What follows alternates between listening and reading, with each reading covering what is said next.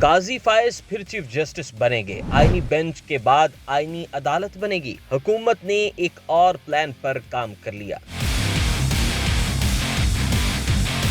آئینی ترمیم تو ہو گئی، لیکن کہانی ختم نہیں ہوئی کیونکہ پکچر ابھی باقی ہے۔ آج کا آئینی بینچ کل کی آئینی عدالت بنے گی۔ سربراہی موجودہ چیف جسٹس قاضی فائز عیسیٰ کریں گے۔ اب کون کون سی آئینی ترامیم آئیں گی؟ سینئر صحافی نے بڑا دعویٰ کر دیا۔ حکومت نے ایک محاذ پر تو کامیابی حاصل کر لی، نہ کرتے آخر کار دونوں ایوانوں میں اپنی برتری ثابت کر دی۔ عدلیہ سے متعلق 26ویں آئینی ترمیم پاس کروا لی گئی، لیکن اب آگے کیا ہونے والا ہے؟ کون چیف جسٹس بنے گا؟ کون سی ترمیم آئے گی؟ اینکر پرسن منیب فاروق نے نیا کٹا کھول دیا۔